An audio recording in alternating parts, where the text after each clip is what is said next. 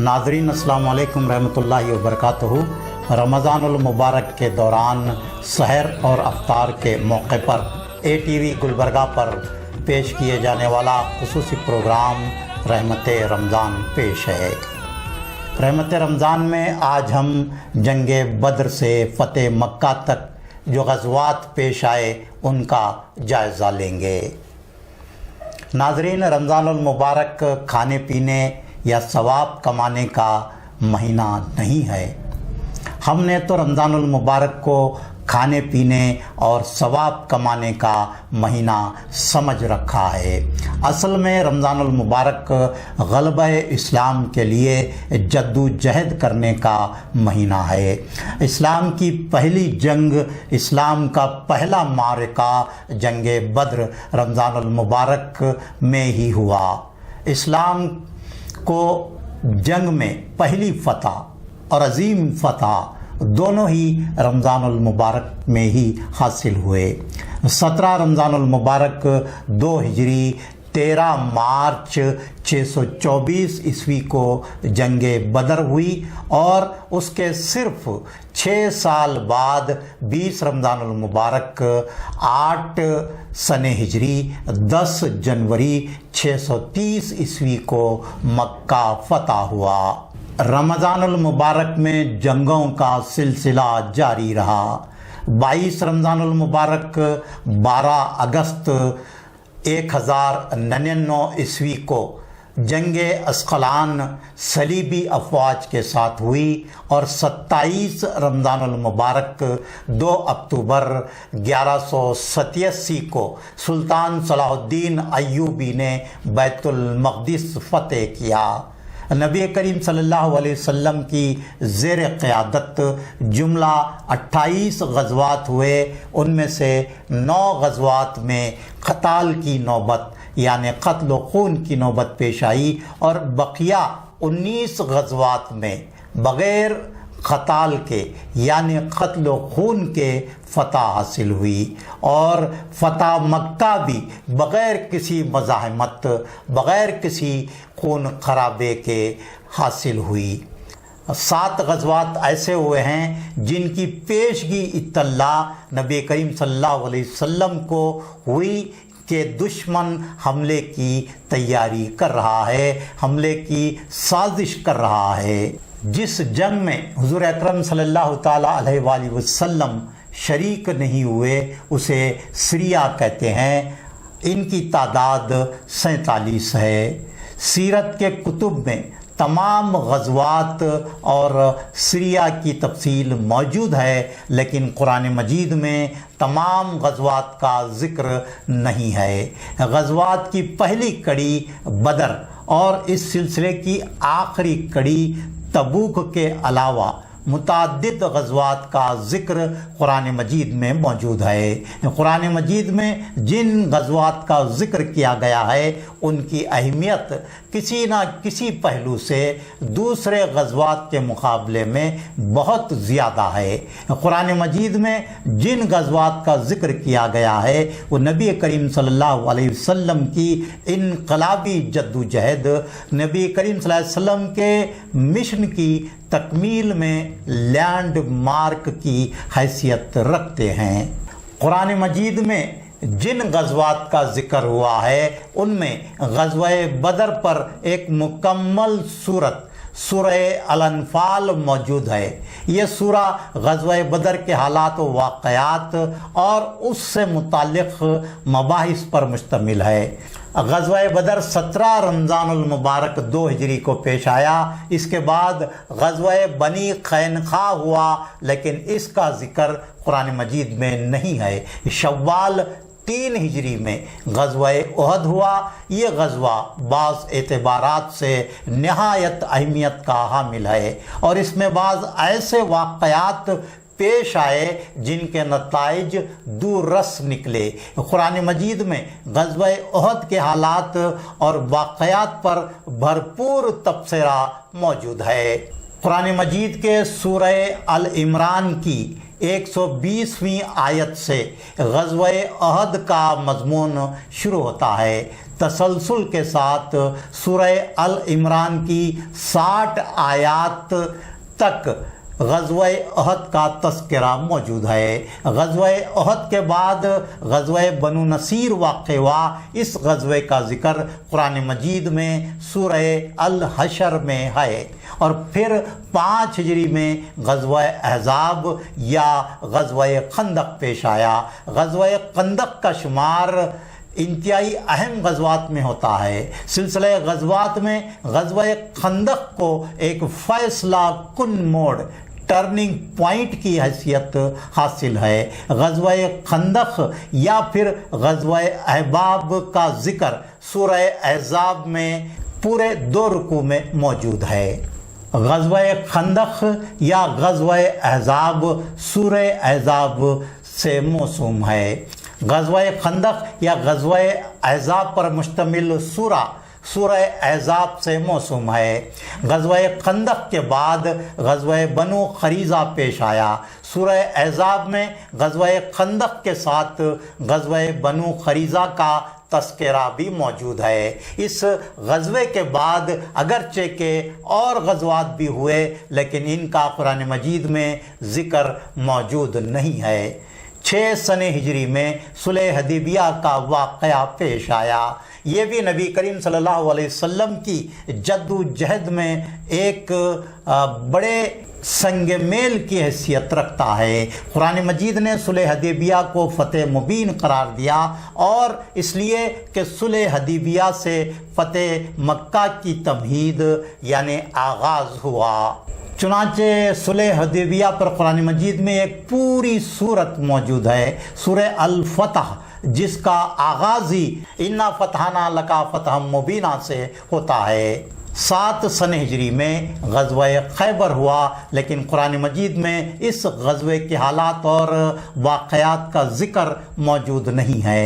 ایک جانب 8 ہجری میں جنگ موتا ہوئی اور سلطنت روم کے ساتھ مسلمانوں کے ٹکراؤ کا آغاز ہوا، لیکن اس کا ذکر بھی قرآن مجید میں نہیں ہے۔ دوسری جانب فتح مکہ جیسا عظیم واقعہ پیش آیا، تاہم اس اہم واقعے پر بھی قرآن مجید میں صراحتاً کہیں گفتگو نہیں ہوئی، بلکہ اس کا ضمناً تذکرہ سورہ توبہ میں ملتا ہے۔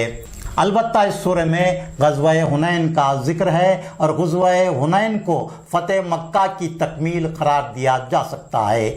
فتح مکہ میں کوئی مزاحمت مقابلہ نہیں ہوا، لیکن غزوہ حنین میں زبردست مقابلہ آرائی ہوئی۔ سلسلہ غزوات کا نقطہ عروج غزوہ تبوک ہے، اور سورہ توبہ میں نہایت تفصیل کے ساتھ غزوہ تبوک کا تذکرہ موجود ہے، اور بڑا مفصل تبصرہ موجود ہے۔ ہم قرآن مجید تدبر غور و فکر کے ساتھ کہاں پڑھتے ہیں؟ اگر ہم غور و فکر اور تدبر کے ساتھ قرآن مجید کی تلاوت کریں گے تو پتہ چلے گا کہ اس میں اگلی امتوں کے احوال، امتوں کے عروج و زوال کی تفصیل موجود ہے، تاکہ ہم نصیحت حاصل کریں، اپنی اصلاح و سدھار کر سکیں، اور ان غلطیوں کو نہ دہرائیں جس کی وجہ سے اگلی امتوں پر اللہ کا عذاب آیا اور انہیں ناکامیوں اور پستی سے دوچار ہونا پڑا۔ اس طرح قرآن مجید میں جن غزوات کا تذکرہ کیا گیا ہے، ان کی خصوصیت یہ ہے، ان کو بیان کرنے کی وجہ یہ ہے کہ امت کو یہ بتانا مقصود ہے کہ صحابہ کرام کو ان غزوات میں کس طرح سخت آزمائشوں سے گزرنا پڑا، کس طرح مصائب سے دوچار ہونا پڑا، کس طرح کے ناموافق حالات سے صحابہ کرام کو نبرد آزما ہونا پڑا، مقابلہ کرنا پڑا۔ صحابہ کرام نے جس جوش ایمانی اور ثابت قدمی کا ثبوت دیا، وہ رہتی دنیا تک کے مسلمانوں کے لیے مثال ہے۔ رسول اکرم صلی اللہ تعالیٰ علیہ وآلہ وسلم سے وفاداری، رسول کریم صلی اللہ تعالیٰ علیہ وآلہ وسلم کی کامل اطاعت کے نتیجے میں غزوات میں اللہ کی مدد آئی اور فتح و نصرت حاصل ہوئی، اور اطاعت رسول کے سلسلے میں معمولی سی لغزش نے جنگ احد کا منظر ہی بدل دیا، اور قریب تھا کہ فتح شکست ناکامی میں بدل جائے۔ صلح حدیبیہ میں جن شرائط کو رسول اکرم صلی اللہ تعالیٰ علیہ وآلہ وسلم نے قبول فرمایا، صحابہ کرام کو وہ شرائط ناگوار گزریں، لیکن اللہ نے فتح مبین کی خوشخبری سنائی۔ اگر ہم سیرت طیبہ، قرآن مجید اور غزوات کی تاریخ کا مطالعہ کریں گے تو آج ہم جن حالات سے دوچار ہیں ان سے باہر نکلنے کی رہنمائی حاصل ہوگی، اور موجودہ چیلنجز کا سامنا کرنے کا ہم میں حوصلہ پیدا ہوگا۔ جنگ بدر میں اللہ کی مدد و نصرت آئی۔ سورہ الانفال اگر ہم پڑھیں گے تو اس میں اللہ تبارک و تعالیٰ نے کہا ہے کہ ہم نے تمہاری مدد کی جب کہ تم کمزور تھے۔ جب جنگ بدر میں مقابلہ سخت ہو گیا تو فرشتوں کی جماعت صحابہ کی مدد کے لیے میدان بدر میں پہنچی۔ خود حضور اکرم صلی اللہ تعالیٰ علیہ وآلہ وسلم نے اپنے ہاتھ سے مٹی اٹھا کر کفار کے لشکر پر پھینک دی، جس سے گرد و غبار کی آندھی چلی اور کفار کے پیر میدان جنگ سے اکھڑ گئے۔ اس واقعے کا بھی سورہ الانفال میں ذکر ہے۔ اللہ تعالیٰ فرماتا ہے کہ اے محمد صلی اللہ علیہ وآلہ وسلم، جو مٹی آپ نے پھینکی تھی وہ آپ نے نہیں، ہم نے پھینکی تھی۔ صلح حدیبیہ میں بھی حضور اکرم صلی اللہ تعالیٰ علیہ وآلہ وسلم نے جو بیعت لی اس کے بارے میں بھی اللہ تبارک و تعالیٰ فرماتا ہے کہ اے محمد صلی اللہ تعالیٰ علیہ وآلہ وسلم، وہ ہاتھ جس پر آپ نے بیعت لی وہ آپ کا نہیں، ہمارا تھا۔ ثابت یہ ہوا کہ اللہ کی مدد اسی وقت آتی ہے، اللہ کی رحمت کو جوش اسی وقت آتا ہے جب ہم آزمائش میں کھرے اترتے ہیں، یا یوں کہیں کہ باطل سے ٹکرا جاتے ہیں۔ صلح حدیبیہ میں کس بات کی بیعت لی گئی؟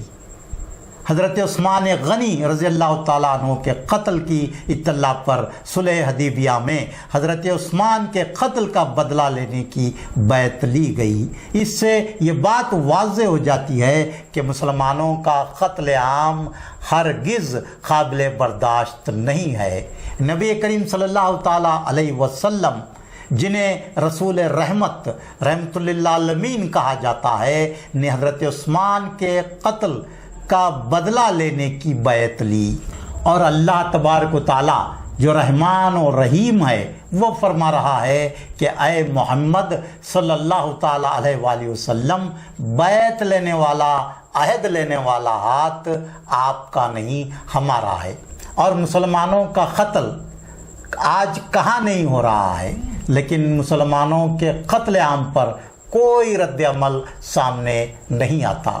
ہم صرف دعا پر اکتفا کرتے ہیں، لیکن جنگ بدر میں میدان جنگ میں پہنچ کر حضور اکرم صلی اللہ تعالیٰ علیہ وآلہ وسلم نے دعا فرمائی تھی۔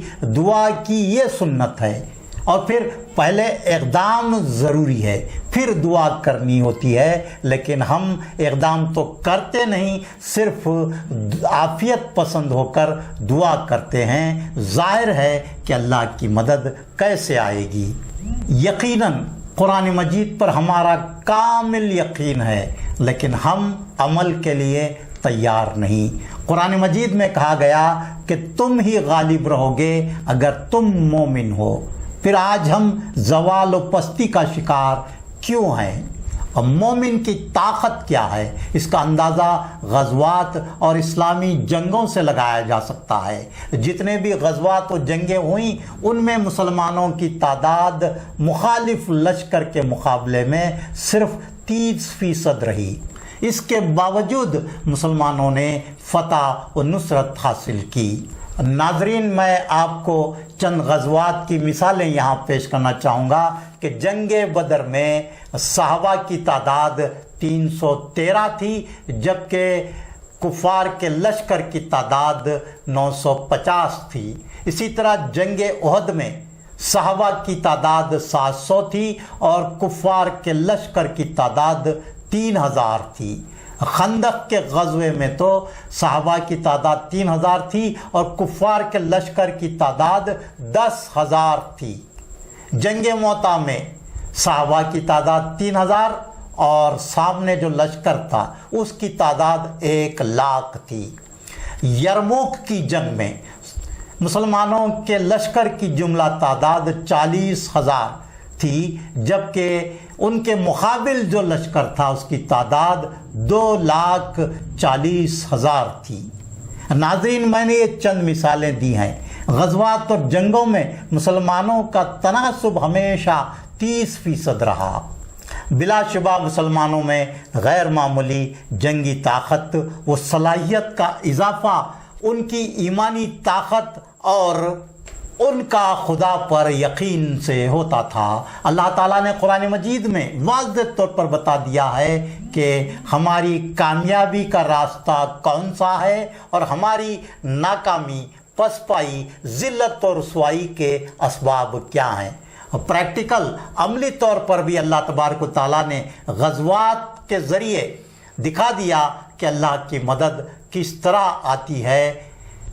کافر ہو تو شمشیر پہ کرتا ہے بھروسہ، کافر ہو تو شمشیر پہ کرتا ہے بھروسہ، مومن ہو تو بے تیغ بھی لڑتا ہے سپاہی۔ صحابہ کرام نے کس طرح غلبہ، فتح و نصرت حاصل کی، اور یہ آپ کو غزوات کی تاریخ سے پتہ چلے گا۔ اور پھر جنگ کا منظر بھی بدل سکتا ہے۔ فتح و نصرت حاصل ہوتے ہوتے رہ جاتی ہے اگر ہم اللہ اور اس کے رسول کی اطاعت، ہدایت سے منہ موڑنے کی جسارت کرتے ہیں، جیسا کہ جنگ احد میں ہوا۔ غزوات کے بارے میں کہا جاتا ہے کہ سارے غزوات دفاعی تھے۔ اس کا مطلب یہ نہیں کہ ہم خاموش بیٹھے رہیں اور اگر ہم پر حملہ ہوتا ہے تو تب دفاع کیا جائے۔ ہم صرف غزوہ بدر کی بات کریں تو اس کی وجہ کفاران قریش کا مدینہ پر چڑھائی کرنا، مدینہ پر حملہ کرنے کی تیاری کرنا اس کی وجہ تھی۔ 23 سال تک مسلمانوں کو مکہ میں ستایا گیا، ان کا عرصہ حیات تنگ کیا گیا، اور مسلمان ہجرت کر کے جب مدینہ پہنچے تو وہاں بھی انہیں چین و سکون سے رہنے نہیں دیا گیا اور مدینے پر حملے کی تیاری کی گئی۔ حضور اکرم صلی اللہ تعالیٰ علیہ وآلہ وسلم صحابہ کے ساتھ جس تجارتی قافلے کو روکنے کے لیے روانہ ہوئے تھے، اس قافلے کا جو نفع ہوا تھا وہ رقم مدینے پر حملے کے لیے استعمال کی جانے والی تھی اور اس کی منصوبہ بندی کی گئی تھی۔ مدینے پر حملے کی فنڈنگ کو روکنے کے لیے جنگ بدر پیش آئی۔ جنگ بدر سے ہمیں یہ رہنمائی ملتی ہے کہ ہمارے خلاف محاذ آرائی کے لیے ہونے والی فنڈنگ کو کس طرح روکا جائے، یا پھر ہمارے دفاع کے لیے کس طرح فنڈنگ کی جائے۔ ہندوستان کی سطح پر ہو کہ عالمی سطح پر مسلمانوں کو صفحہ ہستی سے مٹانے کے لیے، مسلمانوں کا عرصہ حیات تنگ کرنے کے لیے بڑے پیمانے پر فنڈنگ کی جا رہی ہے، اور یہ سلسلہ تو جنگ بدر سے ہی چلا آ رہا ہے۔ جنگ بدر سے فتح مکہ تک کے غزوات سے ہمیں رہنمائی ملتی ہے کہ اپنا دفاع کیسے کریں۔ بدر میں صحابہ کی تعداد 313 تھی اور صرف 6 سال میں جب مکہ فتح ہوا تو صحابہ کی تعداد 10,000 ہو گئی، اور بغیر کسی مزاحمت کے، بغیر کسی مقابلے کے مکہ فتح ہو گیا۔ جنگ بدر سے فتح مکہ تک کے غزوات و واقعات سے ہمیں جو پیغام لینا چاہیے، کیا ہم اس سے غافل نہیں ہیں؟ فضائے بدر پیدا کر فرشتے تیری نصرت کو، فضائے بدر پیدا کر فرشتے تیری نصرت کو، اتر سکتے ہیں گردوں سے قطار اندر قطار اب بھی۔